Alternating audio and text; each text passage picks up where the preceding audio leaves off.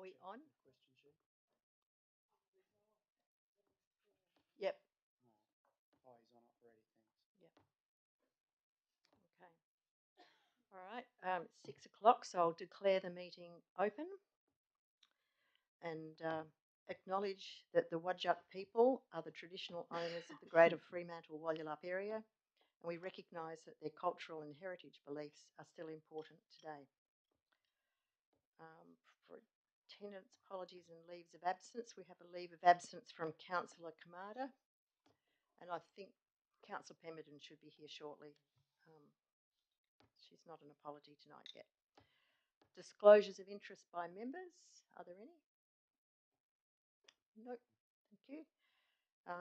Responses to previous questions taken on notice, there are none. Councillor Pemberton has come into the room. And we go to public question time. We have Mr. Ian Kerr here to speak on FPOL 23073. Yes, please, would you come forward? I think you know the ropes. Use the microphone. Hopefully it switches on. Thank you.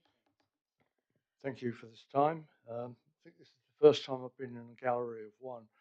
Yeah. I don't quite know what the counter attractions are tonight, but they must be good. The revised South Beach Place Plan is the result of some good community consultation and contains important observations and proposed actions. And I commend Council for doing that. But I'm not alone, however, in thinking that the plan has been compromised to some extent by decisions already taken by Council. I am pleased to see that the current version, unlike the draft, acknowledges that Council will cease support for the Blue Cat after the 30th of September. But it is not clear that this has been factored into the plan itself. Under aspirational visitors' experience, for example, the plan states that Freo day trippers may catch public transport to South Beach, with no thought as to how they might do that in the absence of the Blue Cat. The first stakeholder priority listed is to ensure the transport hierarchy is pedestrian first, followed by cyclists and then vehicles. And then under movement analysis, it states pedestrians may arrive on PTA buses southbound from Fremantle Station, but shows only the Blue Cat, which of course won't exist after the September the 30th. The only other PTA service is the hourly 532, which is hardly fit for purpose. So the question that lingers there, of course, is what happens after the cat is canned. The plan also says that South Beach is, quote, well known for its stunning sunsets, markets and food trucks. The sunsets remain, of course, but any markets and food trucks are long gone, unfortunately. And the event spatial audit states active and public transport should be encouraged to reduce car numbers. And there are also multiple references to the problems of car parking around South Beach too. Again, I ask, how does this square with canning the cat? The plan, to my mind, is not off to a good start.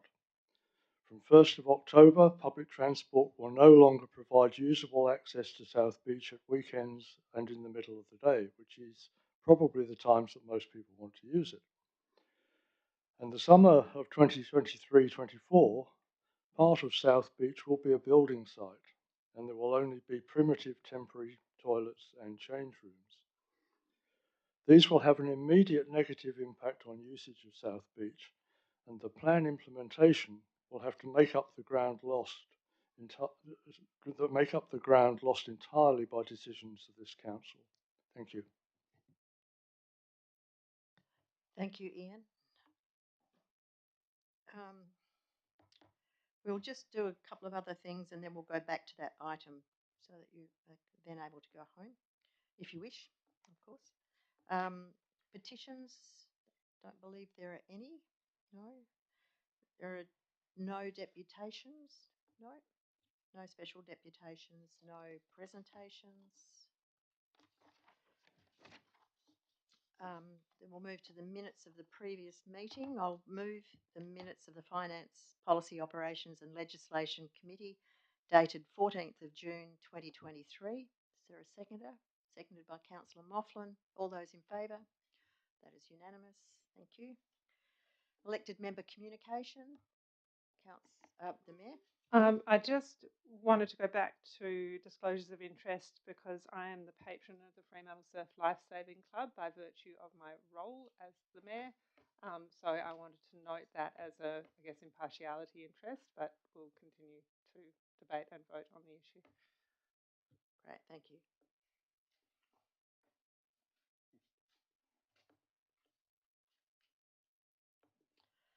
Okay, elected member communication.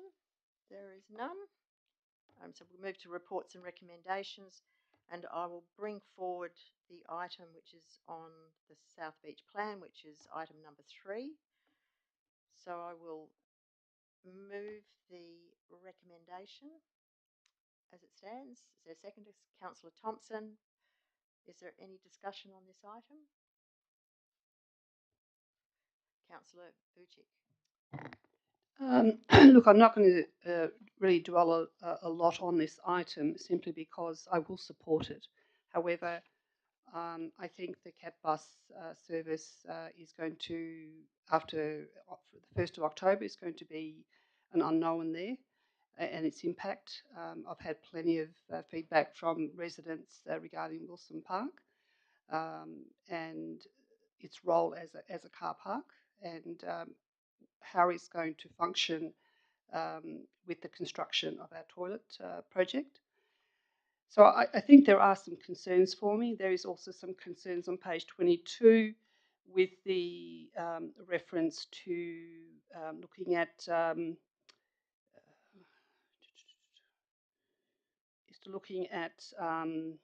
camper vans and the balance, achieve an acceptable balance between camper van visitors and other users at South Beach. I wonder if we're referring to people who overstay their welcome there. So I think there is quite a few issues to nut out there, bearing in mind there is an action group that is solely focused on that particular item. So we'll wait and see. Given that we've waited a long time, I will vote for it, but I think we need to watch it closely. Thank you. Is there any further discussion? I mean, this is only it's not only a plan, it's a plan that's come out of a long period of dialogue with the community and with elected members. And as I understand it, a master plan will be developed out of this and then there will be other bits of work done from time to time as we look at specific issues. Councillor Moughlin. Thank you.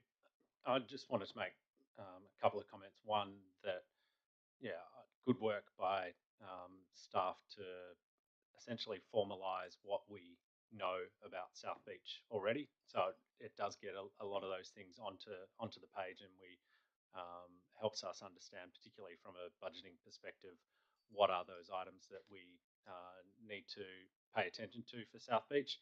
But secondly, to pick up on Councillor Vucik's point, particularly around the use of Wilson Park, and ideally would love not to have cars on there. I think that green space down at South Beach could be used far more effectively than vehicles, and acknowledging that we've had issues there. But I do like the fact that the place plan does raise the question of the use of the former South Fremantle tip site and the opportunities for car parking in and around or on that site, and whether or not that's something that we should be looking at more closely to enable us to use Wilson Park as a recreation reserve rather than a car park.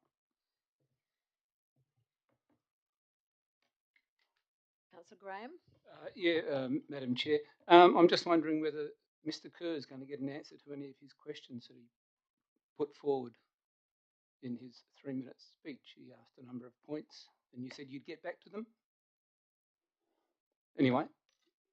I don't recall saying I would get back to them. Well, perhaps you would mostly ask the staff. Well, if the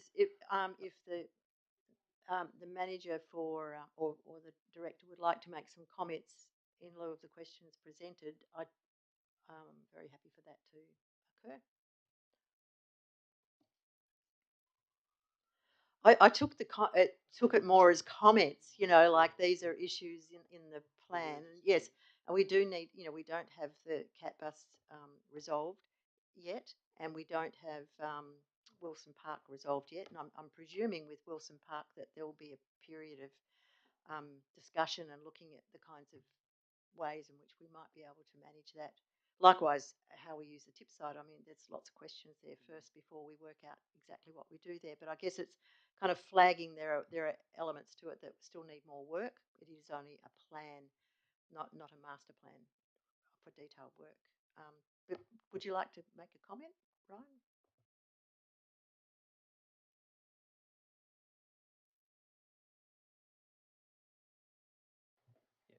Thank you through the chair. I guess the place plan is it's a guiding document, and it does have a list of actions at the back end. It's not one that we see being adopted and sort of put on a shelf, so it is something that will get looked at annually. I sort of just went back to the adopted recommendation for the cat bus. So obviously there's going to be a group or reference group to take that forward, and then whatever outcomes in terms of public transport or other transport options that come out of that would then be incorporated back into the place plan.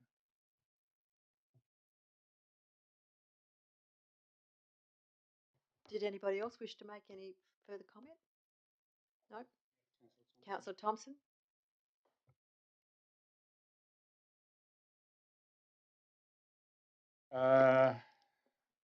In recommendation 2, I mean, a project for a toilet and change facility at South Beach, Dog Beach, has been submitted to the long-term financial plan.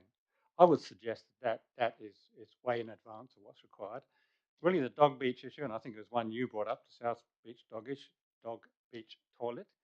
And I know it's long-term, but I would much prefer that some sort of investigation is taken first about the usage. My observations from many years of visiting the South Beach Dog Beach, when my in-laws live down in Sheedy Street, is that the majority of people who attend there walk their dogs. There's not a lot of parking. So I don't want to go into all the details of it, but if you were going to do a toilet at a dog beach at South Beach, you would certainly have to say, well, the Leighton Dog Beach, which has far more usage than the South Beach Dog Beach, and attracts people mostly by car because of the parking. I think you would have to say that would also need to be investigated. In other words, I actually don't think there's enough justification for actually even having a facility there, but I'm happy if it's, well, I'm not happy, but I mean, I think there's a lot of investigation that has to happen first to see whether the numbers indeed support it. Thanks. Councillor Pemberton? Sorry, I'm going to go down the rabbit hole. Apologies, Councillor Thompson, but as somebody who uses that beach a lot, and you know, from my entire time on council, and I know it's not nearly as long as yours, so I do give you credit where it's due for your length of service and so on. But it's been a major request from the community for a very long time down at South Beach, and what I do find is that it's the most common reason people will leave. So they'll stay there as long as they can until they're absolutely busting to the toilet, and then they have to go. You know, because otherwise they go in the dunes, and that does happen, and other things, which is not ideal at all. So I think I was really pleased to see that inclusion in here, because I was just like, yay, finally, it's actually kind of being really talked about. So I would just say, you know, it is an argument for another time, but I do think it's a conversation really worth having, because it's certainly been had in the community a lot, as far as I know. Anybody else wish to speak? No. Well, I totally agree with Councillor Pemberton. I mean, as a frequenter of that beach with the dog, there are plenty of people down there who, and many people who are older, and a walk down to the other toilets that are about to be built is quite a stretch for them. So it would be good to have a set of toilets there at some point in due course. Yep. There's no further discussion. I'll put the motion. All those in favour? That is carried unanimously. Thank you. You're welcome to stay for the rest of the meeting, though. So if we could go back to item, well, perhaps I could just ask councillors which items, elected members, which items they would like to speak on. Councillor Bucci? A few minutes on item 10. Yeah. Perth Glory sponsorship. Yeah.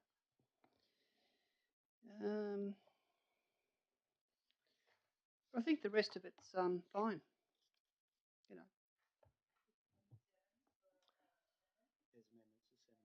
Yep. Yep.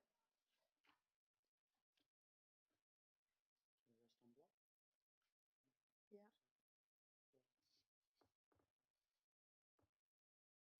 Sorry, I was just checking my notes to make sure.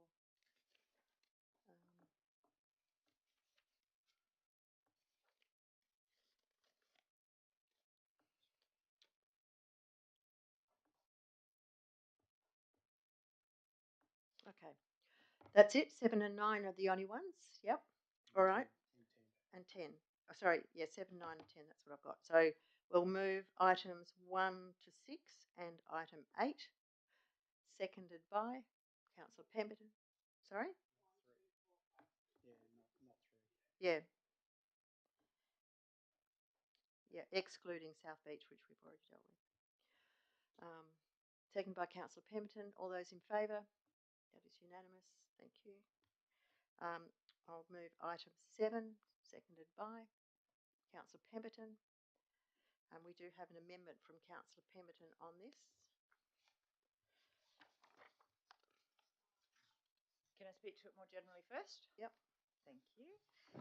I'm glad to see this work is being done, but I guess I had some concerns while reading it around the risk of kind of constantly writing reports and strategies rather than doing change. And while I recognise that some of the strategies and so on, maybe potentially be a bit out of date and, not necessarily practically implementable by this stage. I just worried that there could potentially be so much time and effort and resources put into, first going down the one planet strategy and then doing the net zero, and then maybe later there's another, trend in this space.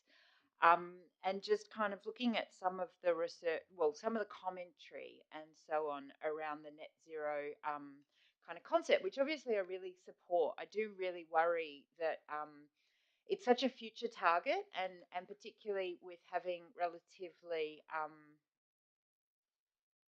unambitious or not particularly ambitious short-term targets as part of that. There's some commentary and concern widely around the idea that there's going to be this silver bullet that comes from science and some kind of technological development, whether it's about carbon sequestration or some other fandangled thing that's going to just suck all the carbon out of the atmosphere, in 2040 and save us or something. And I'm just really I just want to make sure that the work that we're doing gets put into practice, like gets implemented, and seeing these strategies kind of be adopted from a whole of organisation kind of level, because it's frustrating or challenging when we do kind of this really good work with these really good targets and it's often like the most up-to-date kind of thinking around how to address these issues. But then for whatever reason, the junior officer doesn't know that when they make this decision that has an impact around that, and, like how it actually flows on and gets carried out through the organisation in all the little decisions. And case in point being when talking about the energy plan last month and this building, being heated by gas, for example, and just kind of going, how did that happen? Where did the disconnect happen? And how do we try and overcome that in future? Because particularly, if we spend another 2 years writing another plan and another strategy and then finding the funding to implement it and all the other things, then, we're another 5-10 years down the track having not done very much. And that's my concern. So I do think we need a tangible, practical pathway forward as well. So I recognise that the steps that we need to take need to be identified and then funded. So logically, this needs to happen. but I just also don't. I've got that feeling of like shuffling the decks on the Titanic is potentially where we end up, which is more and more strategies and reports while actually we're going down, and just sort of wanting to flag that as a general kind of open-ended concern and so on. And I guess partly that's why I put forward the amendments that I've done, which was firstly, the target of 43%. Really being very clear that that's a base level, not a ceiling. So the idea that we might actually overshoot that if we're really lucky, and also making sure that we're building on the work that's been done and reporting on it so that we keep ourselves accountable and we keep it front of mind, and that the future councils are kind of aware of what's going on and the community's able to find out what's happening, and we can all just kind of be reassured that it's not just a strategy and a nice idea, it's actually being delivered. So yeah, I'll move my amendment now. Is there a seconder to the amendment? Seconded by Councillor Mofflin. Is there any further discussion on the amendment? I've got a question. Could I just ask a question? You've crossed out demonstrate emissions reduction and impact of investments. I'm just curious as to why you took that out. I will refer to the officers because they kind of did some tweaking of the language in the end.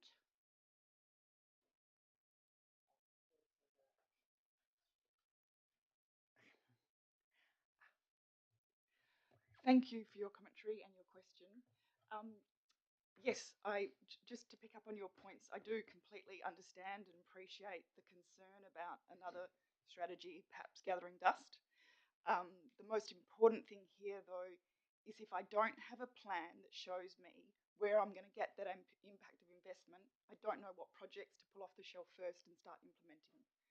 So that's the critical thing about doing this strategy, because you might find I can get the biggest return on investment by small projects, not large technological innovations, building some new infrastructure.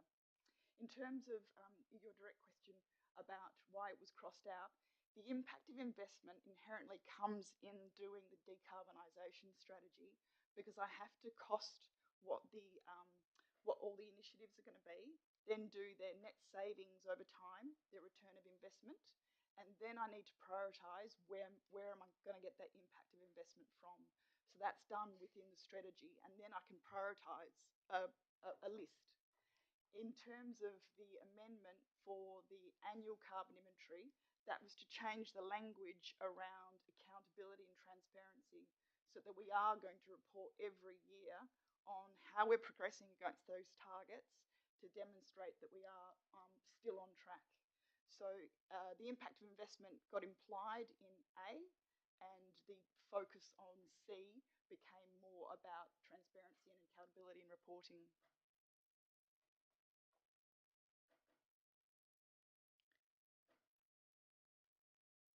Could I just clarify where we've got in here and be prioritised to optimise investments? That's what you're referring to. Yes, yes. Within the body of the report, it talks about using a prioritisation matrix to look at where you can. There are behavioural changes. There's small programs that you can do to reduce your emissions without necessarily having big investments. And what this is going to be is a comprehensive look at all of our sources of greenhouse gas emissions, so not just electricity. And so if we do that from a really broad perspective across all of our organisational services and projects and that we provide, we might be able to have a more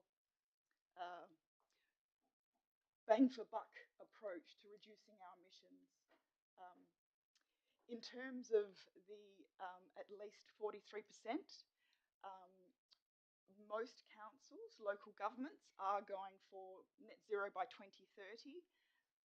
But there's a story around some of how they're currently calculating their emissions. I think what's important is if this is 6.5 years out to 2030, that means we've got to do the strategy, plan, design, and start implementing, which only leave us a few years to actually start delivering on a 43% target. So I don't want to fall short of that target. I want it to be, I guess, realistic. But by having net zero and having an interim target, it signals to the community and to businesses where we're heading and that this is a priority for us and that we're taking leadership in the space. Most councils some are still carbon neutral. We can still be carbon neutral. We don't need to discredit that. We can still meet our net zero, our interim target by 2030 and then be carbon neutral as well. So by coming back every year and reporting on our progress, I'll be able to review and reconsider the targets and where we're at in our progress and adjust it and step it up if we're doing well.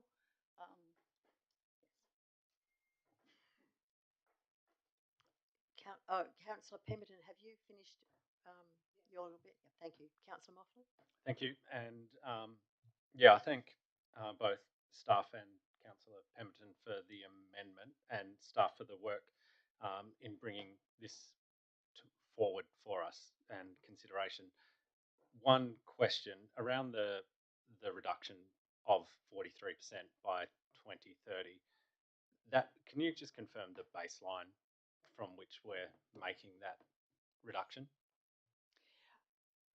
It can be 2020 levels. That's what the state government is. So I'd probably tend to want to align with the state government first. 2005 levels is the federal government. But regardless, our 2005 and our 2020 baseline is the same. Okay. It's still around 7,000 tonnes of carbon dioxide equivalent. So it's effectively the same, 2% difference. Which one? Sorry, which one is higher? The 2008 is higher. So I don't have records going back to 2005. Right. So I was just going to settle on 2020. Right. Okay. And maybe to go to your amendment, is it appropriate for us to put that year in there as to what the baseline is? So I'll put that one there first. And just so that we're really clear as to what we're measuring against. And then the conversation around net zero, I think our aspirations as a council would be that we are net zero well and truly before 2050, and I understand the reason why 2050 has been included, because that is aligned with what everyone else is talking about. My only concern, and I actually think, well, maybe it's not a concern, I think that we would be able to achieve net zero well and truly before 2050 as a local government, and that once we get the projects, we would be able to see that we would be able to achieve that relatively, I'm not going to say easily, but through a planned and structured manner, be able to achieve that.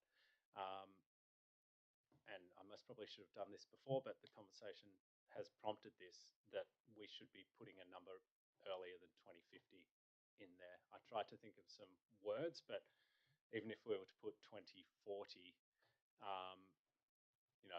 to actually put that position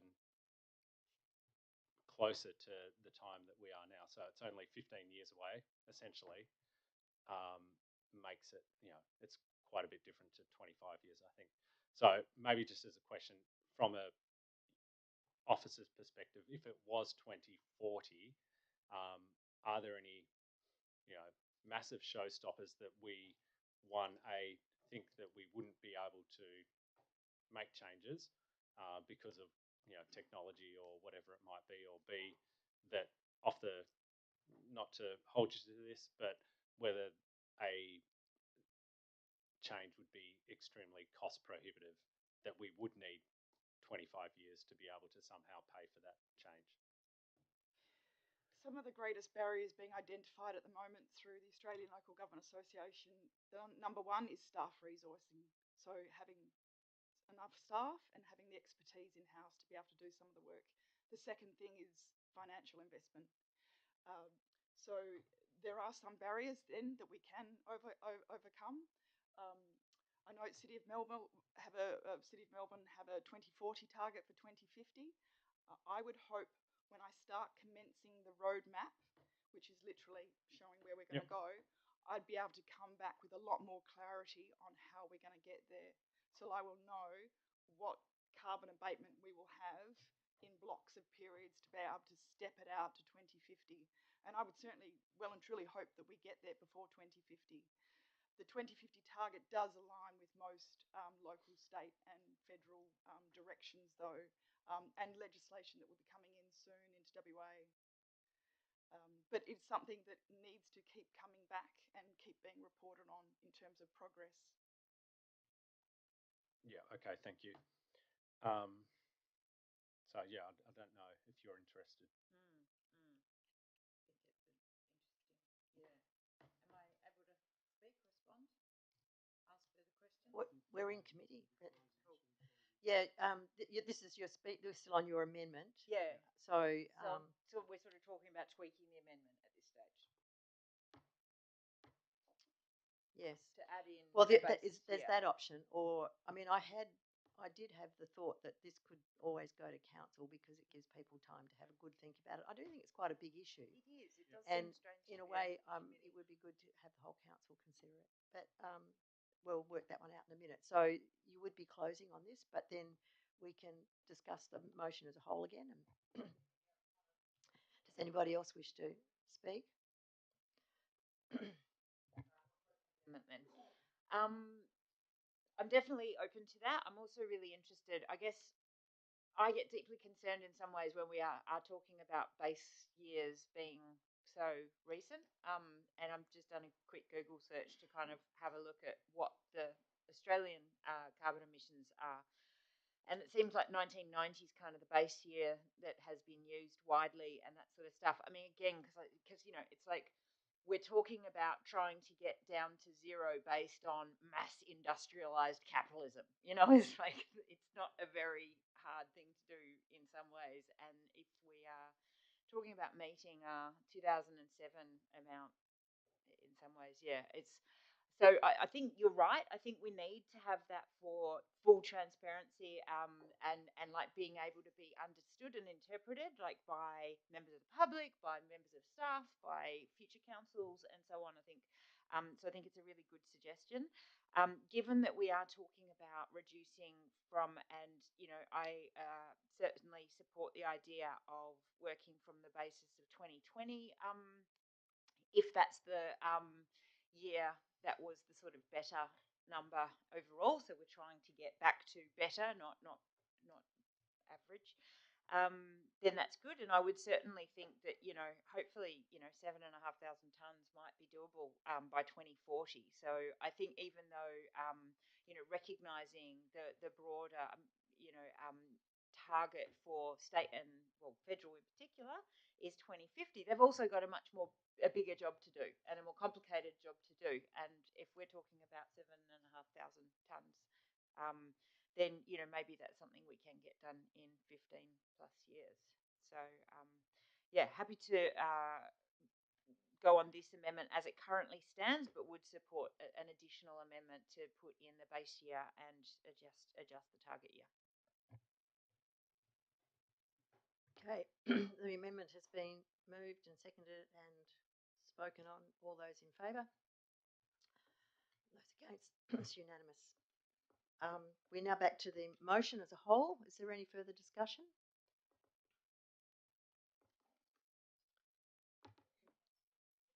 Cool. Sounds like there's some desire to send it through to council, so I'll speak on it as amended and then it can still go through to council. I just want to acknowledge Larissa for the work that's gone into this, and this does come out of, you know, I guess some questions, you know, that have been raised by a number of people, but I know I've certainly raised around, is spending money to buy offsets to be carbon neutral the best way that we can spend our money? And my inclination recently has been that it's not, that it is becoming increasingly expensive to do things that are of dubious value in other countries of the world when we still are emitting carbon that is avoidable. And if we have a limited budget, I've been very interested in that limited budget going to tangible things that we are able to do here and within our control. And when you look at the graph on page 57 of the agenda, there are still plenty of things that are within our control. And I would much prefer us to be spending our time and energy on those things. it takes me back to the decision with the Walyalup Civic Centre, which I remember. I wasn't here for the initial decisions on this, but I remember this actual decision sort of came back to us a bit later, and it was around the solar panels. And the question was, did we want to go away and spend money on accrediting this building to be, certified 7-star, 6-star? I can't remember what it was at the time. Building, because that was going to cost, I think, $500,000 or something. It was a ridiculous amount of money to go off and get somebody to walk around and tick, yes, we've done all of these different things as we said we were going to do in the plans. And we sat around as a group of elected members and said, well, what would happen if we spent that money on solar panels? And the answer was you'd get much more efficient energy production, and that's what we did. And I was tending to feel when you looked at spending money on carbon emissions, spending money on, One Planet, $10,000 a year membership accreditation. There's a bunch of stuff that we could spend that money on that felt a lot more tangible. So to Councillor Pemberton's point around, is this a plan for action? I mean, I think this is a plan for action. I think it's a plan for action rather than kind of probably sticking to things that were really good decisions at the time, but where the world and technology has actually moved on, where we can start to do something about our own emissions that we might not have thought that we could do previously. So I would very much hope that every single time we get a report on this, but more importantly, every time we make a decision about where do we allocate money in our budget, that there are budget line items that are showing exactly how we are achieving this plan, because the money talks, right? Like that's where we make the actual decisions about what we spend money on. And when we look at waste, fleet, street lights, electricity, there are areas of gain. I think the other thing is obviously going to be advocacy so that we can actually count some of those gains, because streetlights are an area where I think we don't get to count our gains, do we? There's some issues with Western Power that we need to resolve as well. But overall, I know Larissa is very keen to get this plan, this direction approved, because she wants to get out there and do the action planning. I'm more than happy for it to come through to council, because I do think it should be something that all elected members are aware of. So I'm happy to vote, move that way after the vote. Thanks. Is there any further comment from the elected members? Councillor Pemberton. Just really briefly, I do certainly support the idea of, investing our time and resources and money into action rather than, and I definitely agree. Offsets is always like the last choice, that the thing you can do when you have tried doing everything else. But I also just think that the accountability and the reporting is really, really important, because we did spend all that money on putting solar panels on the roof instead, but they didn't get turned on for like how long? And so actually doing that monitoring of the outcome rather than the actions as well. And, again, putting gas heating in here. So what impact does that have? And so on. So, I fully support the idea of looking at where the best bang for buck is, but then actually reporting on the outcomes as well, and whether or not it's achieved what we needed it to do. Notwithstanding the fact that often some of those things are hindered by external parties that we don't have control over. So acknowledging that most certainly as well. And yes, thank you so much for coming on board and doing this really big, important work for us. Thank you. Definitely. Well, I will put the motion then. We've all discussed it, and then after that I'll ask to get support to move it to council. So all those in favour? That is unanimous. Then I'll move that we send it to council, seconded by the mayor, so it'll go on to council. I just think because it is an important issue, and it'd be great to see the whole council support this. Yeah. Thank you. Okay. We now move to item 9, the community funding agreements. Is everybody okay? Yeah. Yes, I was going to pull that out. In this one.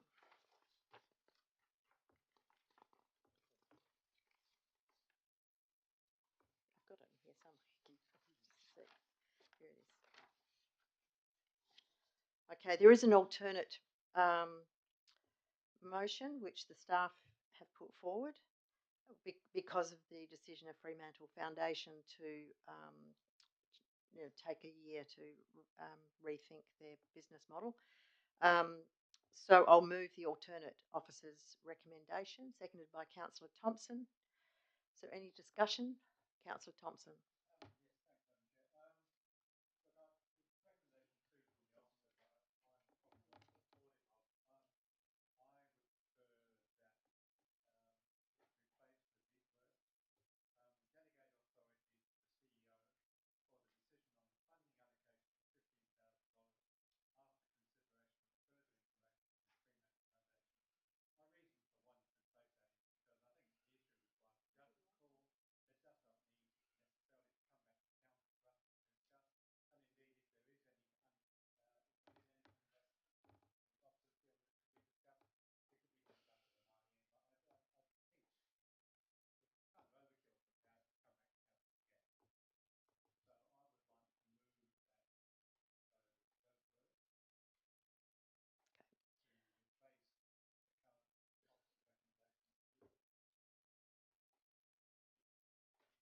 While that's being put together, can I just clarify the suspension? I mean, they've deferred it for a whole year. Anyway, that's fine. We'll keep going this way. We'll just get the words up, and then we'll perhaps get for a seconder, and then we'll get some comment. Yeah. Councillor Mofflin will second the words when they come up. Have they up yet? Sorry? Yeah.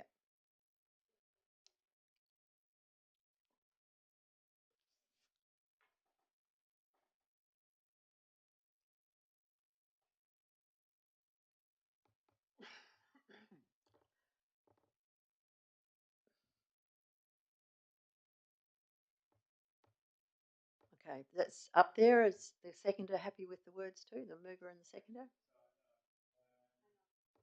Okay.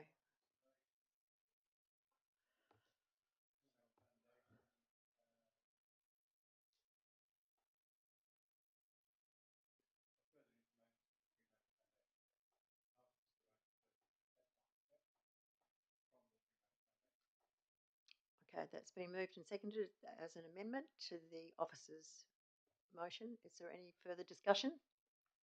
All those in favour of the amendment? That is unanimous.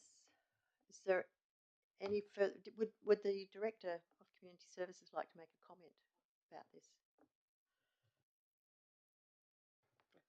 Just through the chair, that to let the committee know that we're actually meeting with Fremantle Foundation next week, and we'll have some more information then.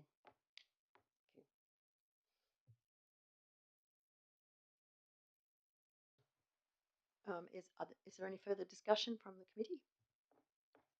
No. Well, then, with that amendment,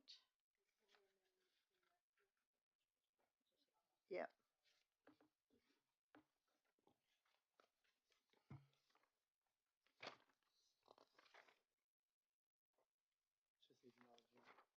Yeah, so moving.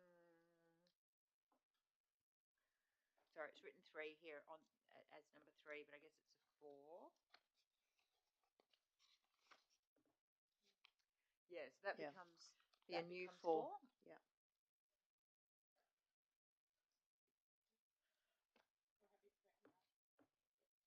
Okay.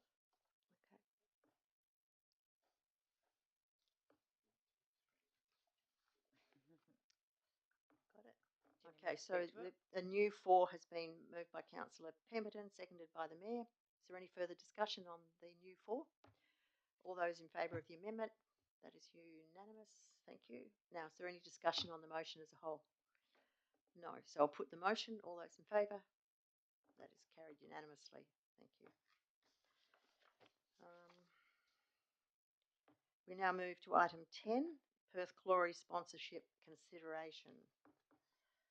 So I will move the motion as it is in the agenda, seconded by Councillor Graham. Is there any discussion on this one? Councillor Vucic, you wish to talk on this one? Thank you.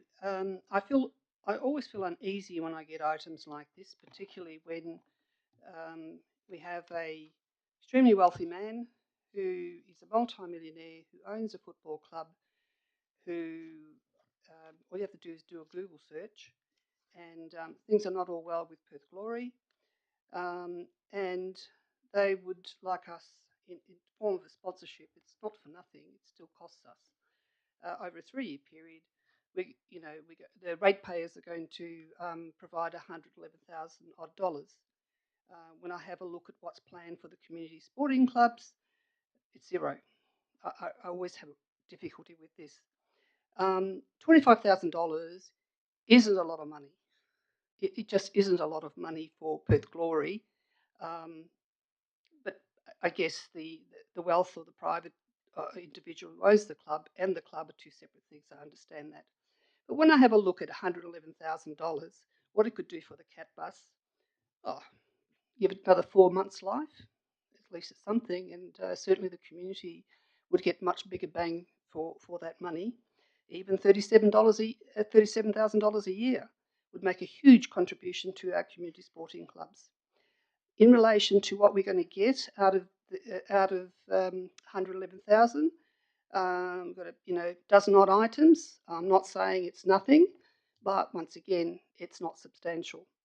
I have submitted a number of questions to Mr. Hammond, a bit late, but I would certainly like to have some clarification so I can think this through a little bit more for the full council meeting. But I'm not inclined to support it tonight. Okay, thank you. Is there any further discussion, the Mayor? I just haven't seen that list of questions. Is that circulated to all elected members? You'll circulate the response. I just want to clarify with the director. I mean, when we talk about in-kind sponsorship, I mean, I suppose there's an assumption that's being made here that someone else would be paying to use that facility at that particular time. Therefore, we are losing actual cash. Are we aware that there are other people out there who are offering actual cash for this facility? Because otherwise, I can't quite see the connection.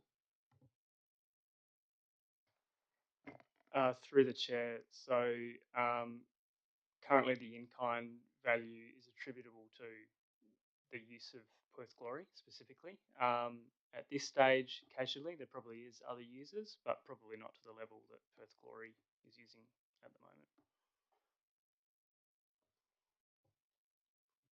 Councillor Moughlin? Thanks. And to pick up on the point that the Mayor was making, I suppose there's in kind and then there's the grounds maintenance, which we actually wouldn't be doing unless Perth Glory were using Canal and Field. So there is a bit of a difference in that the in-kind sponsorship is circa $11,000 and we're actually putting $28,191 cash into the maintenance of Canal and Field. So Gloria stumping up 25 grand and then we're coming in with the rest of the 28 grand. So I think most probably it would be good for us to actually make that clear as part of this, that it is a contribution to the maintenance of that ground. Noting that the situation with Perth Glory is maybe somewhat tenuous as a club, not from a City of Fremantle perspective, but from an ownership perspective and just the running of the club, noting that they don't have a head coach for the men's program at the moment. I'm not sure if they've signed a coach for the women's either. Just maybe a comment from staff as to our current relationship with Perth Glory from a financial perspective on Parry Street and how that's progressed since they moved in and how we see that moving forward. Through the chair, to date, as mentioned in the responses circulated, they are up to date on all the rent and outgoings associated with that building. We have a really good working relationship with the club, and we meet with them regularly to work through venue usage, how their time at the admin building is going, and all of the community-facing activations that they run as well. Thank you. And yeah, it's really good to hear that relationship with Perth Glory is going well and that they're up to date on the books. And I think the opportunity that comes from what is being presented is significant, particularly in terms of those activations that we can get in Fremantle itself. So really look forward, if this goes forward, to those taking place. Thanks for the clarification that all those elements are annual contributions rather than something across the 3-year period. To go back to the point around that grounds maintenance as well, like I think this is maybe a question that other elected members have, and not directly related to the sponsorship, but we do have a ground which, you know, Glory use, say, from 10 till 2,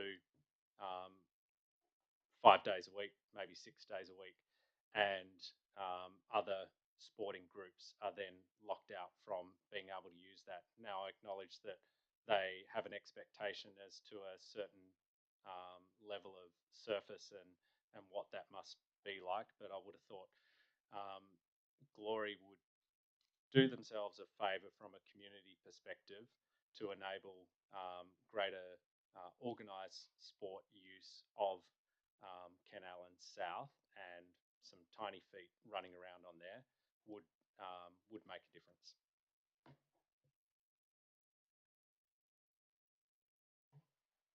Councillor Pemberton. Just picking up on what Councillor Mothman just said, I do think it's probably worth making a minor amendment if you're so willing. Just to clarify that the contribution in being made in point 1 with both A, B, and C is also with the 25,000. So some mention specifically of the $25,000 contribution from Perth Glory, because we're not going to do the 37 if they don't do the 25.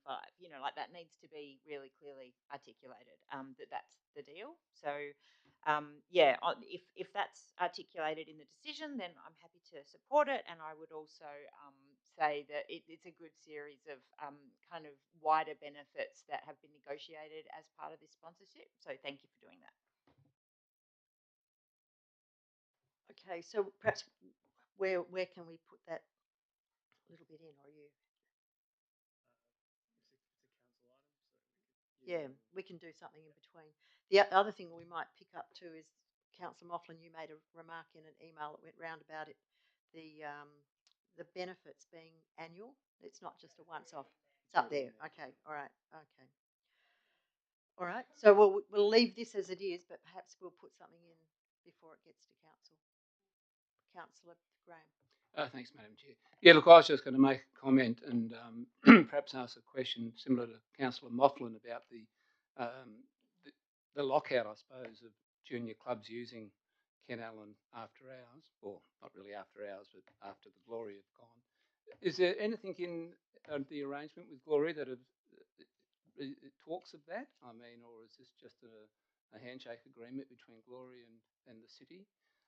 Because we are experiencing, I know Councillor Mothman, myself and Kamada have been a lot of conversations with the Fremantle City Soccer Club on this issue, and I don't think it's been adequately answered over the last couple of emails this week, and I'd just like a bit more clarification on that, please.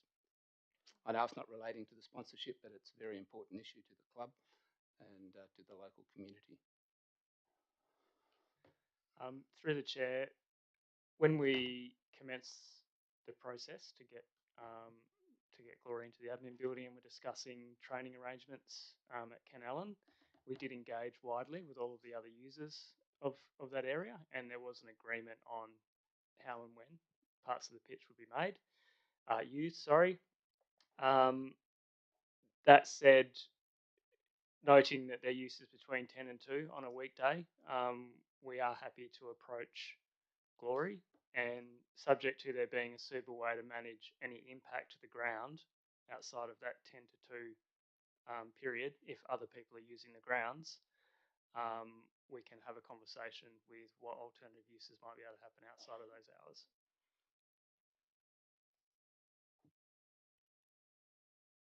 Okay, is there any further discussion, knowing that this does go on to council?